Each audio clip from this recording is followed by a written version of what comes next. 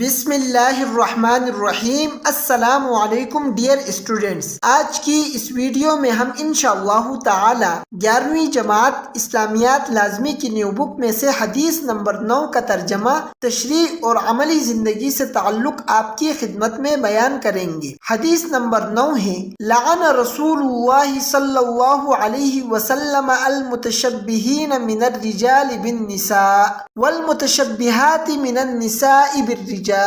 ترجمہ، رسول اللہ صلی اللہ علیہ وسلم نے ان مردوں پر لعنت بھیجی جو عورتوں جیسا چال چلن اختیار کریں، اور ان عورتوں پر لعنت بھیجی جو مردوں جیسا چال چلن اختیار کریں۔ تشریح، مذکورہ حدیث سے یہ واضح ہوتا ہے کہ اسلام میں مرد اور عورت کے لیے قدرتی اور فطری صفات کو برقرار رکھنا ضروری ہے اور ان کے مخصوص دائرہ کار میں رہنے کی تاکید کی گئی ہے۔ اس کا مطلب یہ ہے کہ کوئی بھی شخص اپنی فطرت کے خلاف جانے کی کوشش نہ کرے، جیسے مردوں کا زنانہ انداز اپنانا یا عورتوں کا مردانہ طور طریقے اختیار کرنا۔ مردوں کے لیے ہدایات، مردوں کو نرمی اور نزاکت میں عورتوں کی مشابہت اختیار نہیں کرنی چاہیے۔ ایسا لباس پہننے سے بچنا چاہیے جو عورتوں سے مشابہ ہو، جیسے باریک یا چست کپڑے وغیرہ۔ آواز، چال ڈال اور انداز گفتگو میں نسوانیت سے گریز کرنا چاہیے۔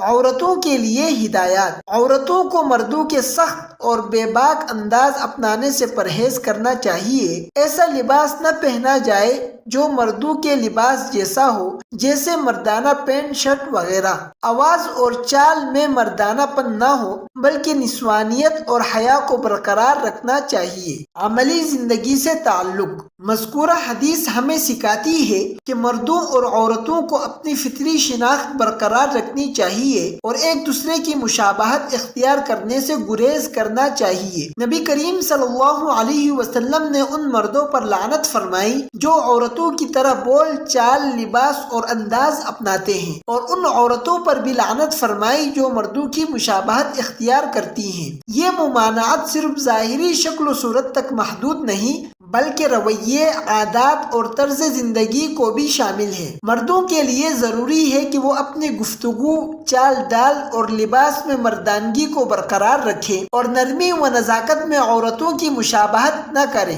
اسی طرح عورتوں کو اپنی نسوانیت، حیا اور نزاکت کا خیال رکھنا چاہیے اور مردوں کی سختی اور بے باکی کو اختیار نہیں کرنا چاہیے۔ لباس کے معاملے میں بھی اسلام نے واضح فرق رکھا ہے، اس لیے مردوں کو ایسا لباس پہننے سے پرہیز کرنا چاہیے جو عورتوں سے مشابہ ہو، اور عورتوں کو بھی مردوں کے لباس کی نقل نہیں کرنی چاہیے۔ یہ حدیث ہمیں یہ بھی سکھاتی ہے کہ ہم مغربی اور غیر اسلامی تہذیب کی اندھی تقلید کے بجائے اسلامی اصولوں پر عمل کریں اور اپنی فطری شناخت کو اپناتے ہوئے زندگی گزاریں۔ یہی طرز زندگی ہماری دنیا اور آخرت میں کامیابی کی ضمانت ہے۔ ہمیں چاہیے کہ ہم خود بھی اس حدیث پر عمل کریں اور اپنے معاشرے میں اس کی روشنی میں اصلاح کریں۔ ڈیئر اسٹوڈنٹس، آج کی اس ویڈیو میں 11ویں جماعت اسلامیات لازمی کی نیو بک میں سے حدیث نمبر 9 کا ترجمہ، تشریح اور عملی زندگی سے تعلق آپ کی خدمت میں بیان کیا گیا ہے۔ اس ویڈیو میں کچھ سمجھ نہ آیا ہو